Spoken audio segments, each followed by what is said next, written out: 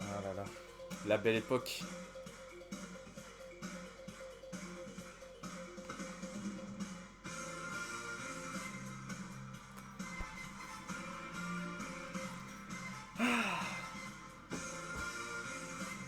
Ça se fête, non? Allez. Ah là là, ce titre m'a rendu un petit peu nostalgique de ces belles années avec Pedro Miguel Paoletta, le GOAT incontesté du Paris Saint-Germain, la légende vivante. Enfin bref, c'est JJ Le H. Bienvenue à tous. Aujourd'hui, on va parler du 12e titre du Paris Saint-Germain, acquis parce que Lyon a gagné contre Monaco. On avait fait match nul contre le Havre. J'avais déjà fait le débrief de ce match-là. Et fallait un peu attendre. De toute façon, on allait être champion, mais voilà. D'ailleurs, une journée de Ligue 1 record en termes de buts, assez spectaculaire. C'est vrai que déjà qu'entre PSG et Le Havre, il y avait 6 buts. Avec le match, sûrement le match de la saison contre Rennes-Brest, hein, qui a été incroyable comme match, hein, je l'ai regardé. Et voilà, donc il y a eu Lyon-Monaco. Lyon a gagné contre Monaco alors qu'ils avaient renversé le score. Lyon a renversé le score. Et bref, on est champion et ça fait plaisir. Et voilà, une petite mise en scène digne des plus grands réalisateurs, hein, vous avez vu ça. Euh, Quoi dire? Et bah, moi j'ai juste une chose à dire pour cette saison-là. Déjà, merci Enrique. Pour moi, ça résume parfaitement cette saison. On est champion, alors certes, on a le plus gros budget de Ligue 1. Voilà, on a les plus grands joueurs, entre guillemets, certains à leur poste, hein, au monde. Mais maintenant, si on compare par rapport aux autres championnats, notamment par rapport à l'Allemagne, on voit que là, le Bayern Leverkusen a gagné, mais sinon, ça a pratiquement toujours été le Bayern de Munich. Nous, depuis que les Qataris sont arrivés, au final, il y a quand même eu Montpellier, Monaco, puis Lille qui ont été champions. Donc ça a alterné quand même un peu.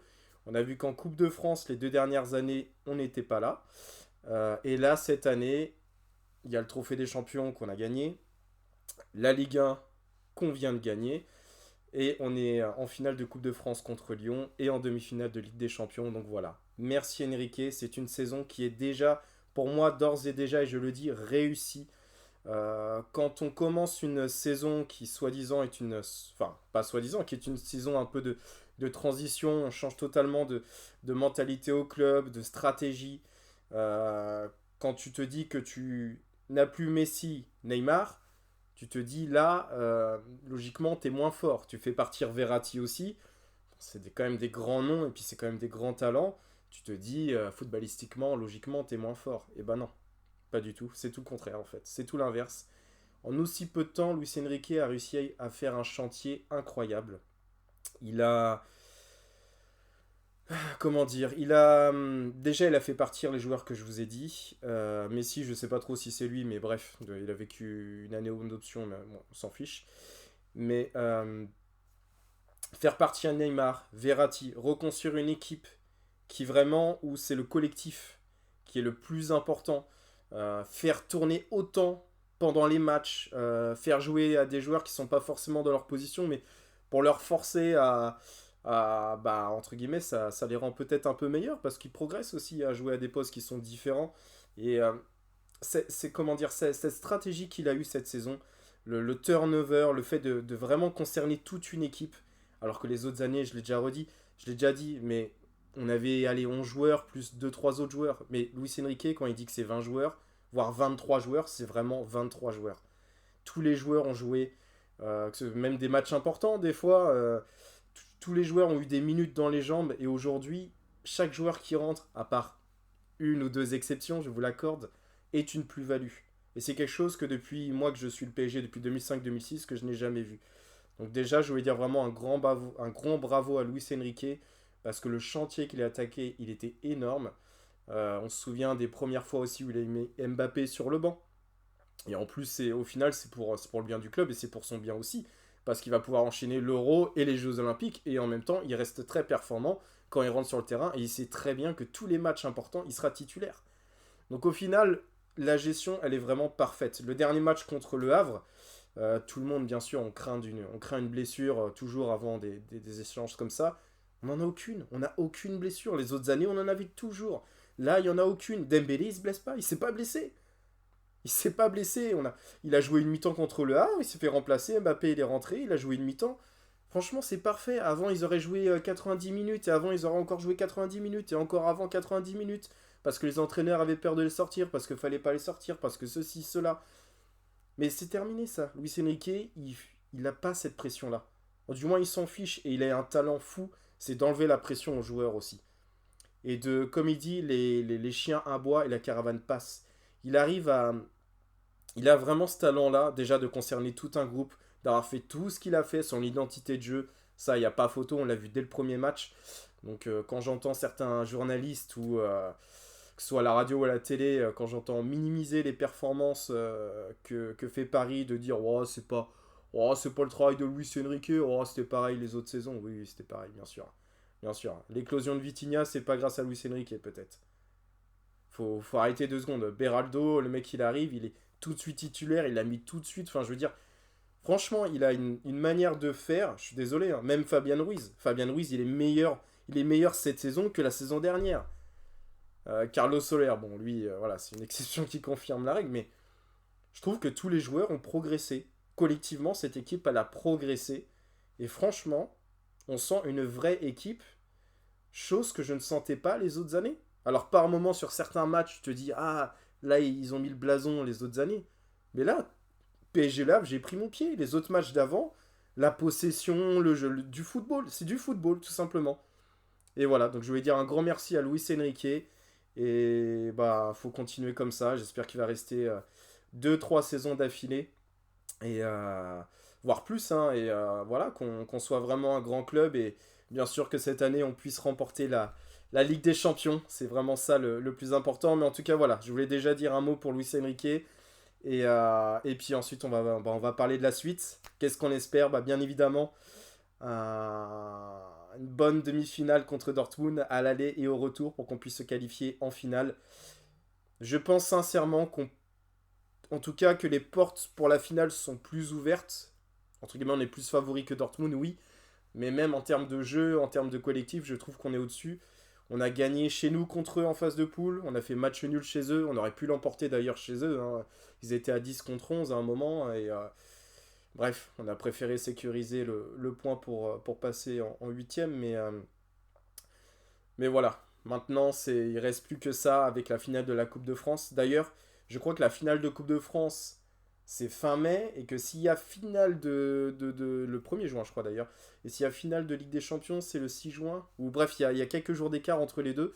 Donc ça va être. Donc c'est pour ça que c'est important de faire tourner et de le faire de manière intelligente. Et je trouve que c'est ce que fait Luis Enrique. Et encore une fois, on est une équipe au complète, on n'a aucun blessé. Toutes les autres années, que ce soit avec Laurent Blanc, avec, j'allais dire même Carlo Ancelotti, bon, je sais plus parce qu'il a fait qu'une saison. Enfin, deux, mais Laurent Blanc, Emery, Tourelle, à chaque fois dans ces moments-là, que ce soit en quart de finale, machin, on avait toujours des blessés importants. Je me souviens à l'époque de Laurent Blanc, c'était systématique. À l'époque de Emery, pareil. À l'époque de Tourelle, pareil. Bon, après il y a eu Pochettino où aussi on a fait on a fait quand même une demi-finale avec Tourelle. On avait fait aussi une finale lors du Covid. Si je me trompe pas, hein, je sais plus si c'est avec Tourelle ou Pochettino qu'on a fait la finale. Je sens que c'est avec Tourelle, hein. Oui, oui, c'est avec Tourelle. Lors du Covid. Mais je veux dire, à chaque fois on avait des blessés. Et là, ce n'est pas le cas. On a vraiment une équipe sereine. Enfin, franchement, en tant que supporter parisien, je prends du plaisir en cette fin de saison. On avait l'habitude que la saison se termine en, en début mars, fin février, début mars, c'était fini la saison pour nous. Là, on a toutes les compétitions à jouer. Luis Enrique peut faire le quadruplé. Et bien évidemment, un petit message aux rageux de Mbappé, aux gens qui disaient que il pourra jamais gagner la Ligue des Champions avec Paris. On verra. Il ne pourra jamais être Ballon d'Or s'il reste à Paris.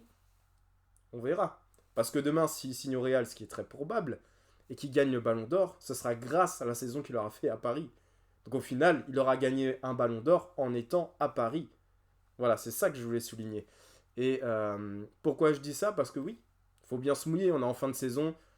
Je le sens bien maintenant, tout est possible dans le football. Dortmund peut gagner la Ligue des Champions, on sait jamais, comme le Bayern, pourquoi pas. Mais je le sens bien, je pense qu'on va aller jusqu'au bout. Et sur un match, que ce soit le Real ou Bayern, ce serait drôle que ce soit le Bayern d'ailleurs. Encore plus drôle aussi pour le Real, hein, mais je pense qu'on va aller jusqu'au bout. On a quand même un duo offensif Mbappé, Dembélé. Pour moi, c'est l'un des meilleurs duos offensifs d'Europe. Bah, du monde, hein, voire du monde. Et en plus, on a un Barcola qui s'améliore énormément, a une marge de progression assez incroyable, qui veut tout faire pour être en Euro avec l'équipe de France. Et on le sent sur les derniers matchs. Il a une capacité à évoluer dans ses dribbles et ouais, à s'adapter assez rapidement, assez impressionnante. Franchement, il me surprend beaucoup et je pense qu'il va être de la partie pour l'Euro. Donc franchement, on a un trio d'attaque assez grand. On a un Gonzalo Ramos derrière qui soit titulaire ou remplaçant, qui peut faire mal à tout moment, qui est un pur neuf, comme un certain autre Portugais, Paoletta, bien évidemment le GOAT. Donc tel un aigle des Açores, est assez incroyable Gonzalo Ramos. On a Zaï-Emery, bien évidemment, qui a prolongé en plus jusqu'en 2029, qui est un jeune très prometteur, très bon. On a déjà vu ses qualités lors des matchs de poule, notamment contre le Milan AC et d'autres rencontres encore. D'ailleurs à Dortmund aussi, où c'est lui qui égalise. Il a vraiment déjà un bon physique, un bon cardio pour son âge. Un bon cardio, vous allez me dire, c'est normal, il est jeune, mais je veux dire, il sait très bien utiliser son corps de protection de balle, etc. Il est vraiment très fort. Remontée de terrain, enfin, il a pas peur, il ose. Voilà, ça m'amène à Vitinha. Vitinha qui. Voilà, la réussite de Luis Enrique, j'ai envie de dire, Vitinha, assez extraordinaire. Vitinha qui a un niveau assez grand et qui peut être considéré, si on gagne la Ligue des Champions, si on va jusqu'au bout et qu'il est aussi décisif qu'il l'a été avant, peut être considéré comme l'un des meilleurs milieux de terrain. Cette saison, oui. Oui. Vitinha, il a cette qualité. À la base, il joue en 8, maintenant il joue en 6. Il peut jouer 6-8.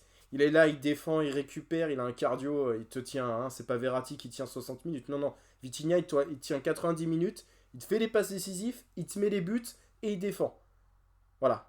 Donc, qu'est-ce que vous voulez dire de plus? C'est quand t'entends que Messi, soi-disant, se moquait de lui ou qu'il avait des brimades, etc. Mais quelle leçon il a à recevoir, en fait, au final, hein.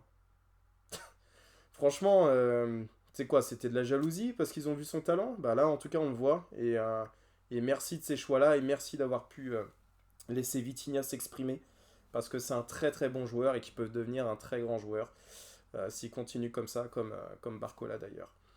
Et puis, on va venir au milieu de terrain. Après, on a Ugarte qui a fait un très bon début de saison, qui pourrait, euh, qui pourrait très bien revenir. Il est international uruguayen. Avec Valverde, ils font quand même une bonne paire avec l'Uruguay. Donc, franchement, on a quand même un très bon milieu de terrain. Voilà, Fabian Ruiz qui revient bien malgré tout, qui a fait un bon match contre le Barça au retour. Et on peut compter sur eux, grâce au fait qu'ils ont eu du temps de jeu, grâce au turnover et au changement de Luis Enrique. Et après, en défense, on a un Marquinhos qui revient très très bien. Pour moi, c'était l'homme du match contre le Barça, Marquinhos. Le capitaine, le joueur le plus capé de l'histoire du PSG. Donc encore une autre légende qui est sur le terrain, comme Mbappé. Ça c'est beau. Et en plus, on a voilà, les deux latéraux, Hakimi, Nuno Mendes. Hakimi qui est l'un des meilleurs latérales droits du monde. Et Nuno Mendes, pour moi, qui peut devenir le meilleur latéral gauche du monde. Il a une telle palette, une telle perspective d'évolution, c'est impressionnant. Et à côté de ça, tu mets un Hernandez qui est quand même quelqu'un de solide sur des matchs importants. On a quand même une super défense. Une super défense, il faut le dire. Et le gardien, un grand gardien qui malheureusement, sur les grandes rencontres les plus importantes, n'est pas un grand gardien. Donc à lui de me faire mentir et de montrer notamment à Dortmund et au parc ensuite qui il est vraiment quoi. Parce que contre le Barça, match aller, match retour, c'était très moyen. Les matchs d'avant, c'était très bien. En championnat, il fait une très bonne saison. Il a fait des petites boulettes en début de saison, mais c'est largement rattrapé depuis. Il a sauvé des situations. On a remporté des points grâce à lui. Ça, il n'y a pas de souci. Maintenant, Donnarumma, va falloir vraiment qu'il fasse un grand match. Et si lui fait un grand match, on va se qualifier. On a vu que, par exemple, on peut avoir un joueur de champ qui fasse un match, pas un grand match, mais voilà, par exemple Mbappé au retour il marque un doublé. Il n'a pas fait un grand match, il marque un doublé quand même, donc c'est quand même assez impressionnant. Mais ce que je veux dire, c'est qu'on peut réussir à se qualifier sans, entre guillemets, un de nos top joueurs parce qu'il n'arrive pas à faire un grand match. Mais par contre, pour moi, on ne pourra pas se qualifier si Donnarumma ne fait pas son match. Ne fait pas au minimum un bon match.